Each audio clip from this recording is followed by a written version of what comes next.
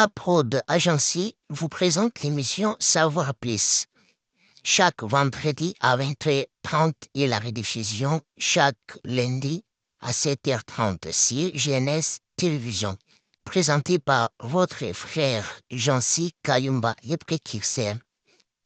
Abonnez-vous massivement pour ne rien rater. Bonjour à toutes et à toutes, fidèles téléspectateurs, mesdames et messieurs, les amoureux de l'émission Savoir Plus. C'est votre frère JNS Kayumba, je suis le précurseur. On est très heureux d'être encore ici dans ce nouveau numéro d'aujourd'hui de l'émission Savoir Plus. Je vous prie de partager cette émission à tout le monde et abonnez-vous massivement sur notre chaîne YouTube JNS le précurseur TV. Je profite de saluer notre producteur. Si l'émission Savoir Plus existe, c'est grâce à ces producteurs-là. Mais c'est Samuel Ngidi, alias Android, le PDG de Aprod Agency. Comme habitude, je ne suis pas seul ici dans cette plateau de l'émission Savoir Plus. Je suis avec notre papa, notre frère, notre yaya, à qui je dis bonjour. Bonjour, messieurs les journalistes. Comment vous allez, grand frère? Ouais, par la grâce des dieux, ça va, ça va. Est-ce que vous pouvez se présenter pour l'honneur de nos téléspectateurs? Je me présente déjà, je m'appelle Monsieur Élisée ou le frère Élisée Yav Kabound, le visionnaire des ECA Ministry. Très heureux d'être déjà dans ce plateau par votre invitation ainsi que toute l'équipe. Merci. Merci beaucoup, chers fidèles téléspectateurs, mesdames et messieurs, c'est les prophètes, hommes de Dieu, Élisée Yav Kabound. Avec lui, on va beaucoup parler. Aujourd'hui dans ce nouveau numéro de l'émission Savoir Plus avec un thématique qui est intitulé les rôles d'un prophète dans l'homme de Dieu. Qui est d'abord un prophète? Qui est un prophète? Un prophète, déjà, c'est un envoyé de Dieu. C'est une personne dont Dieu a choisi et il a donné la charge de transmettre sa vision à lui vers son peuple. Donc c'est quelqu'un qui va vers Dieu et prendre des choses ou des informations ou la volonté de Dieu et de le transmettre au peuple dédié. Donc c'est quelqu'un qui écoute Dieu et qui amène le prédiction ou les dires de Dieu vers un peuple pour l'écouter. Alors, quels sont les rôles cruciaux d'un prophète dans une nation? Déjà, si on part un peu dans l'ancien temps, on va remarquer une chose. Que Dieu, pour faire ou pour marcher avec son peuple, il passait par un prophète. C'était comme ça. Donc, le prophète était quelqu'un par qui Dieu passait pour transmettre son passé et sa pensée à lui, au peuple. Et c'était comment? Donc, Dieu disait ce qu'il voulait de son peuple et c'est comme Israël. Donc, Dieu s'est choisi un prophète qui s'appelait Samuel dans l'ancien temps. Et Samuel venait maintenant au peuple de Dieu pour leur dire ce que Dieu veut. Et lorsqu'un peuple trébuchait ou un peuple péchait, c'est là où Dieu leur parlait à travers un prophète. Et le prophète jouait maintenant le rôle d'écouter Dieu, d'amener le dire vers le peuple. Et le peuple parlait au prophète et le prophète même pour la sanctification lorsqu'il y avait un mal qui s'est commetté, alors c'était ça le rôle d'un prophète. Donc, il parle chez Dieu, il écoute ce que Dieu lui dit et il amène ça vers le peuple des dieux. Et le peuple des dieux, s'ils avaient quelque chose qui devait peut-être arranger avec Dieu, ils partaient vers le prophète pour entendre la volonté de Dieu. C'était ça dans l'ancien temps, bien que ça ne se fait plus aujourd'hui. Donc un prophète peut aussi influencer toute une nation. Oui, un prophète, je ne dirais pas un prophète, mais je dirais le rôle qu'il peut jouer peut influencer la nation. Comment? Parce que le rôle déjà d'un prophète, si le prophète comprend son rôle aussi, il va influencer la nation par rapport aux prédictions des dieux, par rapport à la volonté des dieux. Parce que la volonté, lorsque le peuple est au courant, ils ont l'information de la volonté des dieux, il saura comment marcher avec Dieu pour garder l'alliance afin de recevoir même la bénédiction de Dieu. Alors, c'est quoi la prophétie? Ouais, la prophétie déjà, une belle question. La prophétie, c'est la prédiction des choses à venir. Donc, c'est quelqu'un qui dit des choses sur l'avenir ou sur le futur. C'est ça la prophétie. Alors, comment on devient un prophète? Comment on devient un prophète? Déjà devenir prophète, je ne dirais pas qu'on le devient par rapport à la volonté, on devient prophète par rapport à la vocation. Donc vous devez être appelé dans ce ministère, donc par Dieu. Donc Dieu vous appelle, vous parle par une voix audible. Il vous dit que je vous choisis pour transmettre ma pensée vers mon peuple par le prophétique. C'est un peu ça. Homme de Dieu, quelle est la différence entre un prophète et un messager? Ok. La différence, déjà, je venais déjà de définir ce qu'est un prophète. Un messager, c'est une personne qui prend simplement le message, une information pour le transmettre. Mais c'est différent avec un prophète. Ce qu'un prophète est capable même d'aller de voir. C'est ça la différence. Un prophète peut voir sans pourtant que Dieu lui révèle. Il a cette capacité de voir sans que Dieu lui révèle. Donc là, on verra même la voyance. Vous allez voir qu'il y a la voyance, parce que la voyance et la prophétie, tout prophète n'est pas voyant. Mais un voyant est un prophète. Donc dans le prophète, il y a la capacité de voir. Mais un messager, c'est quelqu'un qui prend le message et le transmet simplement. Donc on lui dit quelque chose et il le transmet.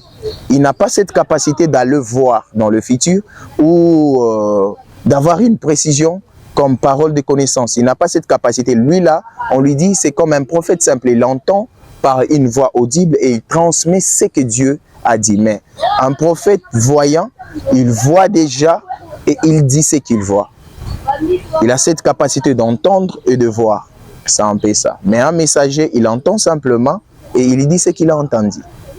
Voilà, chers fidèles téléspectateurs, mesdames et messieurs, on est avec un prophète de Dieu. Avec lui, on va beaucoup parler sur le rôle d'un prophète dans une nation. Voilà. Alors, monsieur prophète Élisée Kabound, quelle est la différence entre un don prophétique et un ministère prophétique?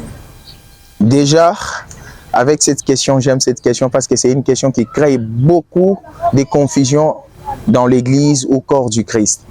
Parce que la plupart aujourd'hui des gens qui se disent prophètes, peut-être c'est par rapport aux dons.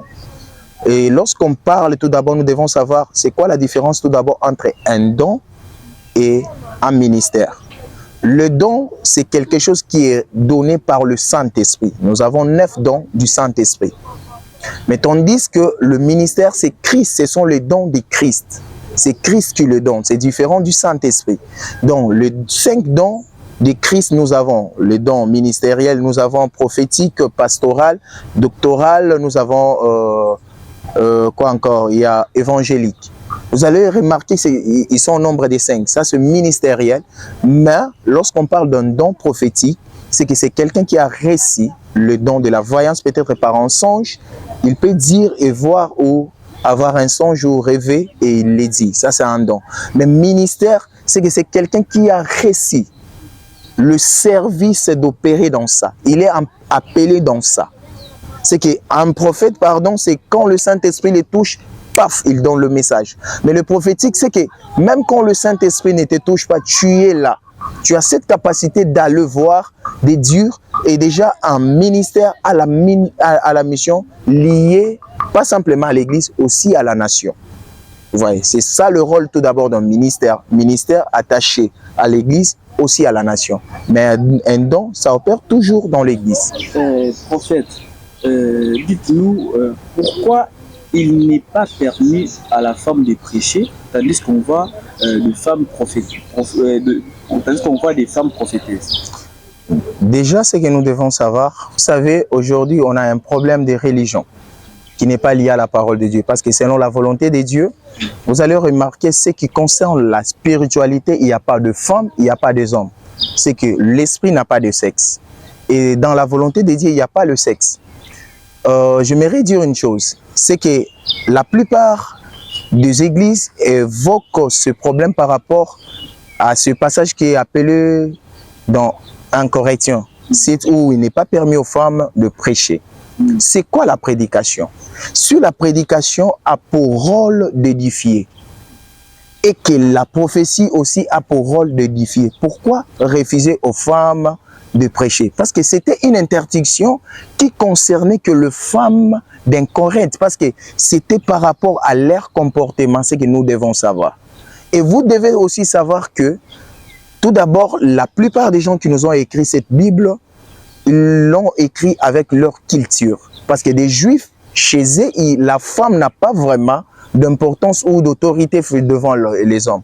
Voilà pourquoi même les interprétations ont été interprétées par rapport aussi à la culture. C'est ce que nous devons savoir. Mais pour moi, connaissant la parole de Dieu, il est permis aussi à la femme de prêcher et de prophétiser. Parce que si nous prenons déjà l'exemple de la femme Déborah dans le livre des Juges, elle était prophétesse et aussi juge.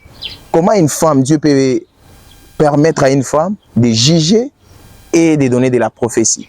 Elle ne jugeait pas simplement les femmes, il y avait aussi des hommes. Donc, selon Dieu, Dieu ne regarde pas le sexe, parce que nous voyons aussi avec la femme samaritaine. Dieu l'annonce quelque chose et le parti est là évangélisé, et c'est tout un peuple qui a cru en Jésus à travers l'évangélisation. L'évangile de la femme qu'elle avait apporté du nom de Jésus. Prophète, est-ce que la prophétie peut changer aussi une nation? La prophétie, waouh! La prophétie a le pouvoir de changer une nation. Parce que la prophétie, du début déjà on a dit que la prophétie c'est la prédiction, c'est quelque chose que Dieu dit. C'est nous devons. Donc c'est la parole de Dieu. Déjà si nous prenons dans le livre des Jean, la Bible dit au commencement était la parole. C'est que la parole qui crée. Donc la prophétie tout d'abord c'est la parole de Dieu. C'est Dieu lui-même qui se fait voir à travers un homme. Donc la prophétie a une grande influence sur une nation. Elle a le pouvoir de changer une nation. C'est quoi parler en langue et prier en langue et parler à d'autres langues, la différence? Ok, déjà, prier en langue, c'est que dans le prier en langue, nous avons la capacité, là c'est l'homme. Déjà, on sait la définition des prières. Prier, on dit, c'est converser, converger avec Dieu. C'est une conversation entre Dieu et l'homme. Déjà, lorsqu'on parle de prier en langue, c'est que là, on n'a pas besoin d'un interprète. C'est ce que la plupart des gens confondent aussi.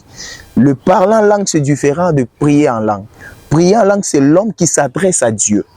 Et là, même Paul le dit, dans le livre des 1 Corinthiens chapitre 12, si vous vérifiez, vous allez voir. La Bible est en train de dire clairement, le parler en langue est différent du prier en langue. Prier en langue, on n'a pas besoin de l'interpréter. Mais tandis que le parler en langue, c'est un message que Dieu donne dans le langue des anges, une langue du ciel, d'en haut, une langue d'en haut. Et cette langue d'en haut a besoin d'être interprétée pour transmettre le message de Dieu. Voilà pourquoi Paul est en train de dire, si vous avez un prophète qui prophétise en langue, priez à Dieu de demander l'interprète pour interpréter. Maintenant, la prière en d'autres langues, c'est ce qui s'est fait dans le livre des Actes des Apôtres. Dans le 2e chapitre, la Bible dit, lorsque l'Esprit de Dieu descenda sur eux, ils ont commencé à parler en d'autres langues. Voilà pourquoi, la raison qui a fait que tous ces gens qui étaient étrangers, qui étaient arrivés là-bas, ils pouvaient entendre tout ce que le disciple pouvait dire. Pourquoi? Parce que le parler en langue, c'est comme toi. Tu es Luba et moi, je suis Tchokwe. Et que Dieu, le Saint-Esprit, me touche et je commence à parler en Luba. Mais je ne suis pas Luba. C'est ça le parler en d'autres langues. C'est que c'est la même langue des hommes, mais toi, tu n'as pas la connaissance sur cette langue et que le Saint-Esprit te touche et tu commences à parler dans cette langue. C'est ça, la prière et le parler en langue en d'autres langues. Voilà, chers fidèles téléspectateurs, mesdames et messieurs, les amoureux de l'émission Savoir Plus, j'espère que vous avez bien entendu cette différence-là entre parler la langue, prier la langue et parler à d'autres langues. J'espère que vous avez bien entendu cette différence-là. Je profite de saluer mes potes. Je salue mon pote Kisemba qui va Grand Likaku. Je salue aussi Roline Aboaven. Je salue aussi mon pote Maël. Et je salue aussi ingénieur Christian Laroche. Et je vous prie de partager cette émission et d'abonnez-vous massivement sur notre chaîne GNS Les Précurseurs TV. Prophète, que signifie le nom là, Eka? Que signifie le nom? Déjà, Eka c'est Élisée Kenny. au Kabundi. Donc, c'est Eka Ministry. Donc, c'est mon nom à moi, qui est attaché à une mission que Dieu m'a donnée, qui est en dehors de l'Église, qui est en dehors du corps de Christ, et qui est une mission attachée à une personne. Vous savez, c'est aussi une chose qui donne du mal à d'autres serviteurs de Dieu. Le ministère dont Christ donne comme prophète, pasteur, évangéliste ou autre est différent du ministère qui porte le nom des hommes. C'est que c'est une mission qui est attachée simplement à la personne de cet homme. Il peut être un pasteur, il peut être un évangéliste, mais une mission liée à lui, un service dont Dieu lui a donné pour faire ses services. C'est pourquoi nous attachons plus ces services pas au corps du Christ par rapport au nom de personne. Alors, prophète, quelle est la différence qui existe entre un ministère et une église? Une église déjà, une église, par définition, on dit que c'est un rassemblement de personnes, de plusieurs chrétiens. L'importance de l'église, c'est que c'est pour faire des hommes du peuple de Dieu, de garder la foi, de s'édifier, vous voyez. Maintenant, un ministère, c'est un don que Dieu donne, un service pour ce peuple-là. Le même peuple qui est l'église, parce que l'église comme corps du Christ, maintenant, ministère, c'est un service qui a pour rôle de jouer pour le bien-être de cette église. C'est ça, un ministère. Donc, le ministère a pour rôle de jouer pour le bien-être de cette église ou de ce peuple. Merci beaucoup, prophète. Alors, qui est ton père spirituel? Je sais déjà tout homme de Dieu a une origine. Déjà, moi, mon père spirituel, c'est pas quelque chose qu'on doit prendre beaucoup de temps. J'ai un seul père, il s'appelle Lonja Onolongo. C'est celui-là, mon père spirituel, c'est lui qui m'a conçu. Je l'appelle même mon géniteur. C'est lui-là, mon géniteur. Voilà, mesdames et messieurs, c'est le prophète Eliséav Kabundi. C'est le prophète Eliséav Kabundi. Prophète, qu'est-ce qu'on peut retenir dans tout ce qu'on vient de parler ici et mot de la fin là? Ouais, déjà, ce que nous devons savoir, c'est qu'il est en charge à nous, prophètes de Dieu, des envoyés de Dieu que nous sommes, de jouer un grand rôle. Parce qu'aujourd'hui, le prophète, on est plus basé dans le mouvement avec l'Église. C'est comme si on était appelé pour faire ça, de donner des prophéties, pour montrer aux gens qu'on est vraiment prophète. Or, ce n'est pas ça l'importance sur le rôle d'un prophète.